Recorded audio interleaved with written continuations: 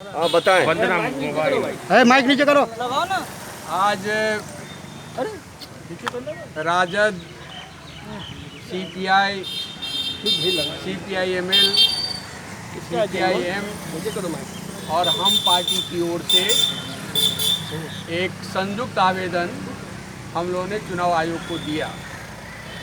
आज जो original draft था उस पर कांग्रेस की भी सहमति थी और वीआईपी के प्रतिनिधि भी आने वाले थे, लेकिन अंतिम दौर में ये कोरोना की अर्थव्यवस्था की वजह से कोऑर्डिनेट नहीं हो पाया।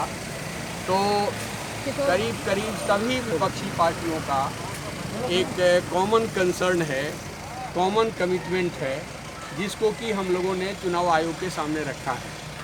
हम लोगों ने बड़ी मजबूती से इस बात को रखा है कि आवाम की सुरक्षा और लोकतंत्र को संविधान के स्तर पर बहाल रखने की चुनौती, ये दोनों ही सवाल अहम है और चुनाव आयोग को इसकी गारंटी करनी चाहिए। आवाम का सुरक्षा कोरोना के रोकथाम को लेकर के अभी से यदि सरकार की ओर से अपेक्षित कदम नहीं उठाया गया तो जो एक कंडीसिव माहौल बनना चाहिए वो नहीं बन पाएगा और वैसी स्थिति में किसी भी तरह से चुनाव करवा करके जनादेश को हड़पने चुराने का जो एक षड्यंत्र रचा जा रहा है, उस आशंका के प्रति भी चुनाव आयोग को हम लोगों ने अपनी बातें रखी। हम लोगों का साफ कहना है कि एक किसी भी स्थिति में लोकतंत्र में जब चुनाव होता है तो सभी पॉलिटिकल पार्टी को, सभी उम्मीदवारों को इक्वल अपॉर्चुनिटी मिलनी चाहिए। धनबल का जो प्रयोग है उस पर रोक लगना चाहिए। पूरी प्रक्रिया ट्रांसपेरेंट होना चाहिए और व्यापक जन समुदाय की भागीदारी को सुनिश्चित किया जाना चाहिए। और इस पूरी प्रक्रिया में यदि ऊपर से जनता के बीच जाने का कोई माहौल नहीं बनेगा, डेमोक्रेटिक स्पेस नहीं बनेगा, तब निश्चित रूप से ये हमारे लिए बहुत ही ये होगा।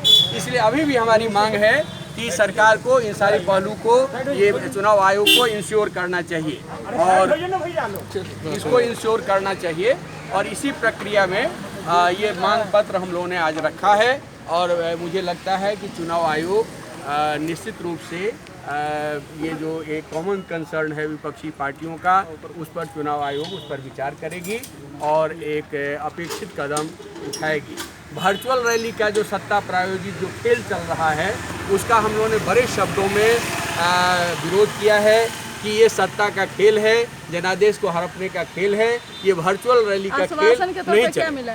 उन्होंने कहा कि हम चुनाव आयोग को यहाँ से, क्योंकि अंतिम फैसला तो केंद्रीय चुनाव आयोग को लेना होता है, तो उन्होंने कहा कि जो भी आवेदन आप लोगों ने दिया है उन आवेदन को, उन मांगों को हम लोग केंद्रीय चुनाव आयोग के पास भेजेंगे, ये उन्होंने कहा।